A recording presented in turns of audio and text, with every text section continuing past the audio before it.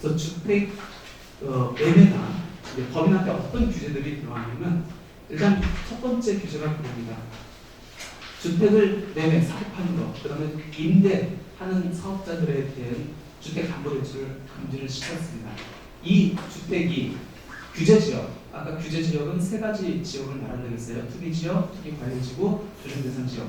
여기에 있든 비규제 지역에 있든 모두 다 주택 매매 임대사업자에 대해서는 개인이건 법인이건 주택담보대출을 금지를 시켜놨습니다. 개표하지 말라는 거죠. 이게 굉장히 큰 타격으로 이렇게 들어왔고, 두 번째는 이제 종부세를 막아놨습니다. 보세요. 종부세가 어떻게 계산되는지 먼저 보고 설명을 드릴게요. 종부세라는 것은 이제 법인 입장에서 그렇게 생각을 해봅시다. 법인 명령 따위는 전국의 모든 주택을 합합니다. 합할 때 시세를 합하는 게 아니고 기준시가, 공시가격, 즉 개별 공시지가, 공동주택 가격을 합합니다. 합해가지고 이 합한 금액에 대해서 세금을 매기는 게 아니고 과세 기준 금액을 초과하는 부분에 대해서 매기기 때문에 그 금액을 뺀 과세 기준 초과 금액에 대해서 이제 세율을 적용해야 됩니다. 이 과세 기준 금액을 지금 6억 원으로 잡혀 있어요. 개인 같은 경우에는 주택을 한 채 가지고 있으면은 1세대 1주택자라고 해가지고 9억 원이 적용하져요. 근데 법인은 아까 제가 세대는 가족의 의미를 하고 그 가족은 법인에서는 적용될 여지가 없다고 했잖아요.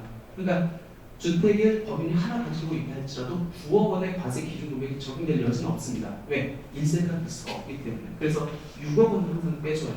빼고 나면은 이제 과세 기준 초과 금액이 나오겠죠. 여기에 대해서 바로 세율을 곱하는 게 아니고 공정시장가액 비율을 나는 거를 정책 비율을 곱해가지고 한 번 더 과세 표준을 낮춰서 세분함을 경감시켜 주는데 이 비율을 상향 조정하고 있죠. 그래서 올해는 90%, 내년에는 95%, 2020년도가 되면은 바로 공시가격에서 기준 금액 빼면 그게 바로 과세 표준이 되는 거예요. 얘가 상향 조정되고 있기 때문에 종부세가 계속 늘어날 수밖에 없고, 또 주택 공시가격을 정부에서 이게 아파트 같은 경우는 70%를 기준으로 하고 고가 아파트는 80%에 맞추게 돼 있어요. 그러니까 굉장히 많이 이제 상승할 겁니다. 그럴 때는 또 종부세가 늘어날 수밖에 없고, 세율은 6단계 세율을 적용하는데 아까 말씀드렸듯이 일반적인 경우냐 아니면 일반적인 경우가 아닌 중과세율이 적용되는 경우냐로 구분을 합니다. 중과세율이 적용되는 경우라고 하면 두 가지예요. 조정대상 지역의 2주택자, 그 다음에 조정대상 지역 격에 불문하고 전국의 주택을 세 채 가지고 있는 사람. 이 사람들은 일반 세율보다 더 높은 세율을 적용합니다. 근데 이 세율을 향후적으로 요 개정안처럼 또 올린대요. 그럼 종부세가 또 높아질 수밖에 없겠죠. 아무튼 과세 표준에다가 세율을 곱하면 내야 될 이제 종부세율이 있는데 여기서 이제 세 가지를 빼줘요. 공제할 재산세, 세액공제, 세부담 상환 초과액이 있는데 이 중에서 이제 세부담 상환 초과액은 어떤 거냐면 작년보다 공시가격이 급상승합니다. 그러면 작년에는 예를 들어서 종부세하고 재산세를 1,000만 원을 냈다고 하면은 올해 세부담 공시가격을 급상승해서 올려놓습니다. 그러면 계산해 봤더니 작년에 1,000만 원 냈는데 올해 5천만 원이 나와. 그럼 사람들이 항상 비교를 하죠. 비교를 하게 되죠. 어떻게 내가 작년에 1,000만 원을 냈는데 똑같은 주택을 갖고 있다고 해서 올해 5천만 원을 낼 수가 있겠느냐? 이거 너무한 거 아니냐? 그래서 이 보유세, 그러니까 보유하는 와중에 내는 세금에서는 이 세부담 상환 초과액이라는 걸 제도를 둬가지고 작년에 냈던 세금에 예를 들어서 150%만 내, 그거 초과되는 거 빼줄게 라는 게 이 세부담 상환 초과액이에요. 그동안의 종부세에서는 전년도에 냈던 재산세나 종부세 합계 금액 상당액의 150% 넘는 것을 빼줬어요. 근데 이게 바뀌었죠. 조정대상 지역의 2주택자는 200%, 30대 이상에는 300%로 바뀌었습니다. 그만큼 세부담 상환 초과액, 그러니까 초과되는 범위가 이제 없어진다는 얘기예요. 근데 이걸 또 이제 300%로 올리는데요. 종부세가 부담이 상당히 늘어날 수밖에 없는 상황입니다. 아무튼 이런 상황인데 이번에 법인 종합부동산세에서 크게 두 가지 규제를 해놨습니다. 첫 번째는 아까 계산 방식에서 과세 기준 금액을 빼고 종합부동산세를 부과한다고 했잖아요. 첫 번째 규제는 뭐냐면 종합부동산 공제 금액을 그동안 6억 원을 적용했는데 앞으로 이거 적용 안 하겠다 이렇게 말했습니다. 그럼 무슨 말이죠? 공시 가격을 갖고 바로 공정가에 때려가지고 세율을 좀 주셨대요. 두 번째 규제는 뭐냐면 법인 보유 주택에 대한 종합부동산세가 아까 누진세율 체계였잖아요. 6단계 누진세율이었잖아요. 즉 이렇게 됐었잖아요. 물론 상향 조정하긴 하지만 6단계 누진세율이었어요. 어찌됐든. 근데 앞으로는 법인 종합부동산세, 법인 주택에 대한 종합부동산세를 3% 단위세율, 4% 단위세율을 적용하겠대요. 일반적인 경우는 3% 조정 대상 지역의 2주택자하고 조정 대상 지역 여부와 불문하시 정부의 세채 이상은 4%를 적용하겠대요. 언제부터? 2021년 종합부동산세 부과 후부터. 느낌 안 오죠? 잘. 그래서 한번 준비를 해봤습니다.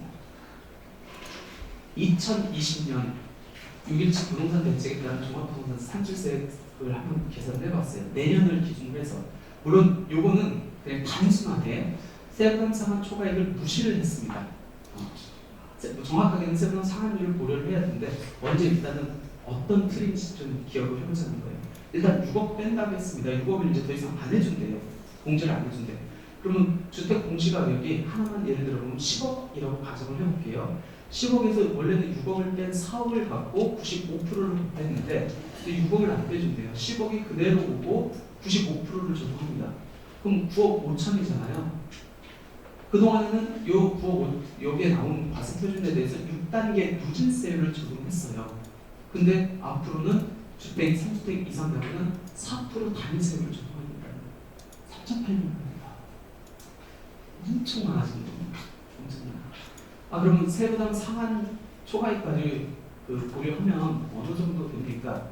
그래서 또 준비를 했습니다. 이 표는 제가 만든 게 아니고 오 회계사님이 이제 블로그에 이렇게 올린 걸 제가 이제 이렇게 캡처해봤습니다. 그래서 이 블로그에 가시면은 이 블로그를 볼 수 있고 한번 볼게요. 10억 원을 기준으로 했습니다. 2020년도 올해죠. 올해는 어떻게 되죠? 6억 원을 빼고 일반 세율을 적용합니다. 세부담이 재산세하고 종부세 하니까 한 400만 원 정도 돼요. 그 다음에 2021년도로 갔습니다. 그러면 6억 원을 안 빼고 바로 세율도 4% 세율을 적용합니다. 근데 문제는 뭐냐면 그러면 한 3,800만 원 나오거든요. 근데 이걸 내는 게 아니고 전년도에 냈던 재산세나 종합부동산세를 기반으로 그러니까 그걸 상당액이라고 하는데 상당액을 갖고 몇 프로? 일정 배율 150%나 200%나 300%를 적용했어요. 그러니까 2021년도까지는 2020년도에 낸 세금이 있기 때문에 한도가 걸려가지고 그다지 뭐 부담은 없습니다. 문제는 2022년도부터가 이제 문제가 됩니다. 왜? 2022년도는 2021년도에 냈던 세금을 상당히 들어갔고 거기에 이제 배율을 적용하기 때문에 300%가 또 적용되기 때문에 이때부터는 세부담 상한 초과액 빼주는 금액이 거의 없다고 보시면 돼요. 그러니까 그러면 10억 쓸 때 거의 5천만 원 나오는 거예요. 재산세까지 포함하면 엄청 세부담이 늘어나는 거예요. 그럼 법인에서 지금 주택 많이 이전을 했는데 가지고 있는 사람 어떻게 해야 됩니까? 물론 이게 대책안이에요. 대책안입니다. 그러면 이 대책안이 실제 실행이 되려면 어떤 절차를 거쳐야 되죠? 입법 절차를 거쳐야 돼요. 입법 절차를 거쳐야 됩니다. 즉 국회에서 통과가 돼야 됩니다. 솔직히 너무 극단적인 정책은 맞아요. 왜 개인에서도 6억을 빼주고 그동안 6억을 빼줬는데 이거 안 빼줄게? 세율을 6단계 누진세율로 했는데 그냥 3% 단위세율, 4% 단위세율을 부과하게? 너무 극단적인 정책이 맞거든요. 그래서 이게 국회에서 통과가 될지 안 될지는 좀 지켜봐야 될 것 같은데요. 일부 사람들은 이건 통과되기 어렵다, 위헌 소지도 있다라고 생각하는 분들도 있고, 일부 다른 분들은 지금 거의 대부분 국회의원들이 지금 정책을 피고 있는 정부 쪽의 국회의원들이 많이 다수가 있기 때문에 통과될 거다라고 예견하는 분들도 있습니다. 근데 어떻게 될지는 모르겠어요. 이대로 간다고 하면은 이제 법인으로는 주택을 소유하면 절대 안 됩니다. 근데 어떻게 될지는 모르겠어요. 완화가 될지 이게 어떻게 될지 좀 지켜봐야 될 것 같은데 이게 이제 국회 통과되는 것 보고 우리가 판단을 해야 될 것 같고, 만약 이게 그대로 통과가 된다면 우리는 2022년 6월 1일 이전에는 주택에서 법인 속의 주택을 어쨌든 없애든지 해야 됩니다. 2022년도부터는 본격적으로 종부세가 부과될 때 우리가 예상하지 못한 엄청난 세금들이 부과가 됩니다. 일단은 이번에 국회 통과되는 거, 법 개정되는 거 한번 보고 한번 어떻게 할지는 고려를 해보시는 게 나을 것 같습니다. 이게 상당히 세요. 그러면 주택임대사업자로 돌리면 되지 않습니까? 왜 그러면 아까 제가 말씀드렸잖아요. 종부세를 안 낼 수 있는 방법은 두 가지 방법이라고. 첫 번째는 개인이건 법인명의건 본인들 명의에서 이제 빠져나가는 것. 두 번째는 주택임대사업자로 빠져나가는 방법이 있습니다. 그래서 개인 같은 경우는 어떻게 되죠? 종합부동산세를 주택임대사업자로 등록을 하면은 빼줬잖아요. 빼주었고 또 처음에 이제 주택임대사업자 활성화를 위해 가지고 빨리 주택임대사업자 등록해. 종부세 합산되지 않아줄게. 그래서 많이들 등록을 했죠. 근데 1년 있다가 2018년 9월 13일 불산 부동산 대책에서 주택임대사업자한테 너무 많은 혜택을 준 거가 있다 해가지고 이제 막기 시작하죠. 그러다 보니까 이때 이제 나온 거죠. 2018년 불산 부동산 대책에서 개인이 갖고 있는 종합부동산세 이제 제동이 걸리기 시작합니다. 어떻게? 이제는 조정대상 지역 내에서 취득한 주택을 8년 장기 임대주택으로 등록한다 할지라도 종부세 합산과세 배제 안 할게 라고 해가지고 개인은 2018년 9.13 부동산 대책 이후에 조정대상 지역 내에서 취득한 주택은 더 이상 장기 임대주택으로 등록한다 할지라도 종부세 합산제를 못 받았습니다. 근데 이 정책은 개인에 한해서 이 정책이 발표가 됐어요. 왜 그러냐면 이 조문이 이렇게 되거든요. 1세대가 국내에 1주택 이상을 보유한 상태에서 조정대상 지역에 있는 그 장기 일반 민간 임대 주택은 더 이상 종부세 합산되지 안 해주겠다라고 되어 있거든요. 근데 여기 조문에서 1세대가 아까 세대 개념 법인한테 적용된다고 했어요? 안 된다고 했어요? 안 되기 때문에 법인은 이 불산부동산 대책에 영향이 없었습니다. 그러니까 사람들이 개인에서 이제 막히니까 법인으로 이전한 다음에 조정대상 지역 내에 있는 주택임에도 불구하고 주택임대사업자로 등록을 했죠. 종부세 안 낼 수 있으니까. 근데 이번에 대책에서 또 이제 이거를 꼴을 못 보고 이렇게 나타났습니다. 그럼 먼저 법인 소유의 주택을 임대사업자로 등록했었을 때 종합부동산세가 합산 배제되는 요건이 어떤 것들을 먼저 보고 어떻게 막았는지 한번 보도록 하겠습니다. 법인이 갖고 있는 주택을 임대사업자로 등록했었을 때는 지금까지는 종부세를 합산 배제해줬습니다. 종부세 합산해서 할 때 얘 빼고 계산했다는 거예요. 요건이 어떻게 되냐면 2018년 3월 31일 이전에 주택임대사업자로 등록했는지 이후에 등록했는지에 따라 다릅니다. 이전에 등록했다고 하면 단기든 장기든 상관없이 5년 이상 임대를 했으면 되고 2018년 4월 1일 이후에 주택임대사업자로 등록을 한 경우에는 무조건 장기 임대를 등록해서 8년 이상 계속해서 임대를 줘야 합니다. 물론 임대 개시 당시 6억 원 이하여야 되는 요건은 있었습니다. 이렇게 있었는데 이번에 부동산 대책에서 요걸 막아놨습니다. 어떻게 막아놨나? 법인의 조정대상 지역 내 신규 임대주택에 대한 종합부동산세 과세 합산 배제 안 해줄게. 그동안에는 조정대상 지역 내 법인이 보유한 주택을 장기 임대주택으로 등록한 경우에도 종합부동산세가 합산 배제가 됐죠. 일정 요건을 충족한 경우에. 근데 앞으로는 조정대상 지역 내 법인이 보유한 주택을 장기 임대주택으로 등록한다 할지라도 더 이상 종합부동산세 합산 배제 안 해주겠다는 겁니다. 언제부터? 2020년 6월 18일 이후 임대주택으로 등록하는 분부터예요. 취득하는 분부터가 아닙니다. 등록하는 분부터입니다. 그러면 2020년 6월 17일 이전에 임대사업자하고 사업자 등록을 신청한 사람들은 이 사람들은 어떻게 됩니까? 왜? 대책발표가 6월 17일 날 냈잖아요. 내가 대책발표가 날 줄 모르고 임대사업자 등록을 신청을 했어요. 사업자 등록도 신청했어. 그럼 사람들은 선의 피해자니까 구제를 해줘야겠죠.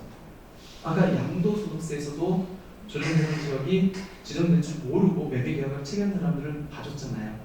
이것도 배려를 해줘야겠죠. 그거를 어떻게 어디까지 배려를 해줄까 하는 게 2020년 6월 17일 이전에 임대사업자 등록 및 사업자 등록을 신청한 주택에 한해서 요거는 대책 발표를 적용하지 않겠다고 합니다. 왜 신청한 주택으로 했습니까? 임대사업자 등록을 등록한 주택부터 해야 되지 않습니까? 등록한 주택부터 하면은 설령 6월 17일 신청을 했으면 등록이 한 보통 5일 걸리거든요. 그럼 다 못 받는다는 얘기예요.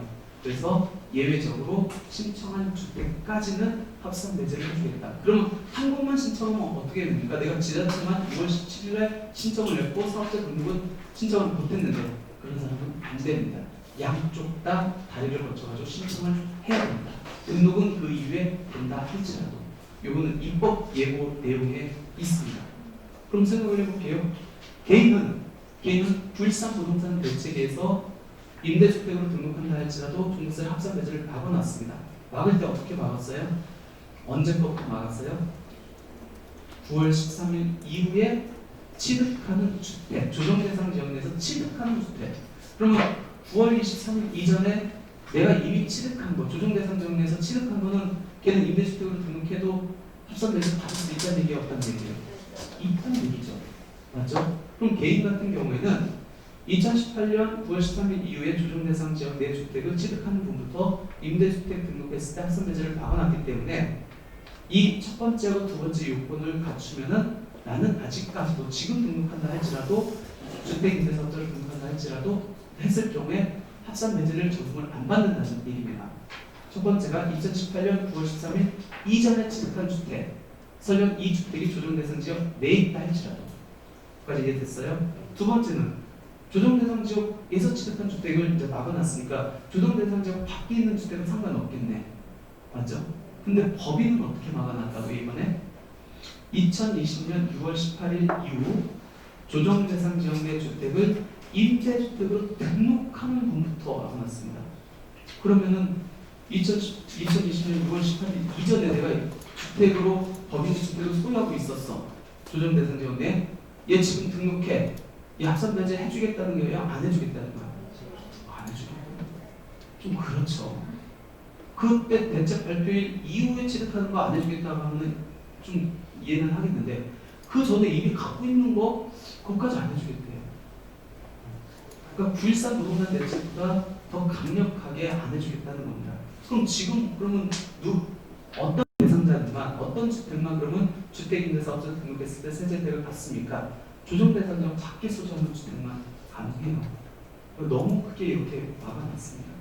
그러니까 결론적으로 주택 그 법인 같은 경우에는 물론 아까 종부세 이제 6억 원 공제하고 세율 적용이 어떻게 될지는 모르겠지만 그게 이제 적용되고 주택 임대사업자로 해서 빠져나가는 것도 지금 다 박아놨기 때문에 앞으로 이 대책이 그대로 시행이 된다고 하면은 아마 법인에서 주택을 보유하고 있는 것은 한계가 분명히 있을 겁니다. 그리고 지금 이 종부세 과세되는 거 있잖아요. 얘는 시행령에서 바꾸면 되거든요. 우리가 법은 법, 시행령, 시행규칙 이렇게 규정돼 있어요. 법은 누가 고쳐요? 법은 국회에서. 시행령은 누가 고칩니까? 정부. 그러니까 이건 벌써 입법 예고가 됐어요. 이거 지금 제가 말씀드린 거. 얘네들은 입법 예고가 됐습니다.